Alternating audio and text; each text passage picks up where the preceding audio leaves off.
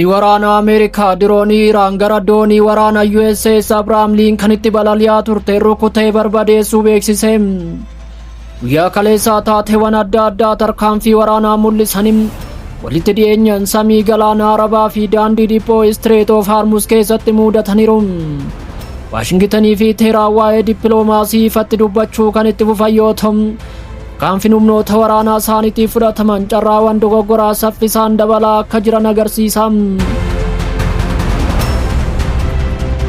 Taateen jalqabaa galaana Arabaa qarqara galaana kibba Iraan irraa tilmaaman maayila 500 fagaatee argamutti mudate.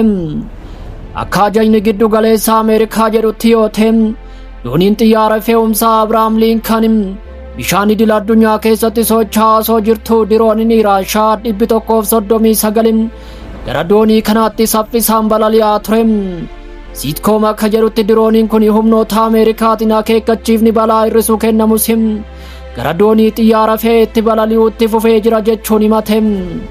Xiyyaarri waraanaa F-35 doonii fe'umsaa irraa furguuffamuun diroonii Iraan kana rukutee kuffisuu ibse. Qondaalonni Ameerikaa tarkaanfiin kun ofirraa ittisuuf kan fudhatameef doonii fe'umsaa hojjettoota ishee fi xiyyaarota doonii keessa jiran eeguuf akka ta'e ibsaniiru. Yeroo taatee kanaatti hojjettoonni Ameerikaa tokkollee akka hin miidhamne ifoomsaniiru.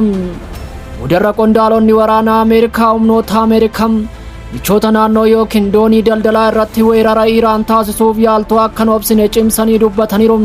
Aangoonni Iraan dhukaasa kana battalumatti mirkaneessuu baatanis mudarra miidiyaaleen Iraan diroonii waraanaa bishaan idil addunyaa keessa socho'uun daataa milkaa'inaan gara eegdota warraaqsa Islaamatti ergaa turte boodarra qunnamtiin akka bade gabaasaniin.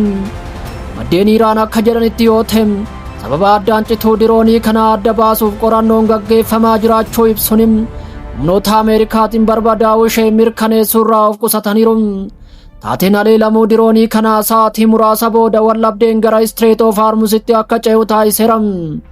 Akka gabaasaaleen mul'isanitti bidiruuwwan haleellaa saffisaa Iraan hedduun qawwee maashinii hidhatan doonii daldalaa USA socho'aa turte dhaabaniiru. Taateen kun naannoo bishaan Oomaan daangaa Iraaniin alatti raawwate. Wallabdee waraanaa jiraatus biyyoonni lamaanuu dippiloomaasiin ammallee lubbuun jiraachuu cimsanii dubbatu. Pirezidaantiin Ameerikaa Doonaald Tiraamp halkan edaa gaazexeessitootaaf ibsa kennaniin mariin Iraan waliin taasifamaa jiraachuu ibsuun eessatti akka gaggeeffamaa jiru himuurraa of qusataniiru. Haa ta'u malee maddeen miidiyaalee Arabaa irraa bahan akka agarsiisanitti marichi Istaanbul irraa gara Oomaanitti jijjiirameera.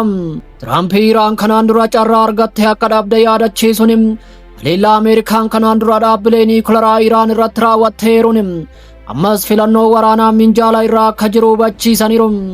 Gama biraatiin ammoo pirezidaantiin Iraan Masuud Pezeshkian ministeera haajii alaa isaanii marii haqa qabeessa fi walqixxummaa kabajaa fi dantaa biyyattiin qajeelfamu akka hordofan qajeelfama kennaniiru. Oomaan, Turkiyyee, Kwaatar fi Saawud Arabiyaa dabalatee biyyoonni naannoo hedduun akka giddu seentotaatti yookiin akka keessummeessitootatti ta'uu akka danda'anis eeramaniiru. Ameerikaan gaafii Iraan mariin niikularaa Tarkii irraa gara Oomaanitti akka ce'u dhiyeessite irratti walii galuun dhagahame. Mariin niikularaa Ameerikaa fi Iraan gidduutti jimaata dhufu Oomaan keessatti ni gaggeeffama jechuun riippoortarri Axios Baaraak Raafiid madda Arabaa wabeeffachuun gabaaseera.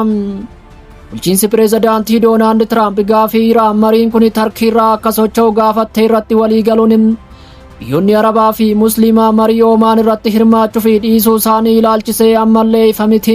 Iraan torban kana USA waliin marii Turkii osoo hin taane Oomaan keessatti akka gaggeeffamu bal'inni marii dhimma niikularaa qofa irratti akka ta'u gaafattee turte. Kunis walga'iin kun akka karoorfametti itti fufuu fi dhiisuu isaa shakkii keessa galcheera.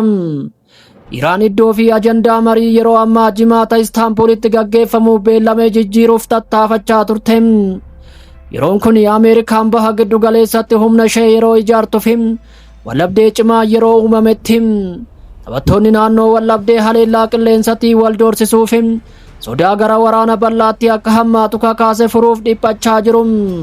Pirezidaantiin Ameerikaa Doonaald Tiraamp akka jedhanitti dooniiwwan waraanaa gurguddoon Ameerikaa gara Iraanitti kan imalan yoo ta'eef waliigaltee irra ga'amuu yoo dadhabame wanti hamaan uumamuu akka danda'u irra deebina akeekkachiisaniiru. Iraan faayilii niikularaa irratti Ameerikaanota waliin mari'achuu qofa akka barbaaddu dubbatti. Ameerikaan mata dureewwan biroo kanneen akka misaayila baalaastikii fi sochii bakka bu'oota Iraan naannicha keessatti hojjetan hammachuu barbaaddi.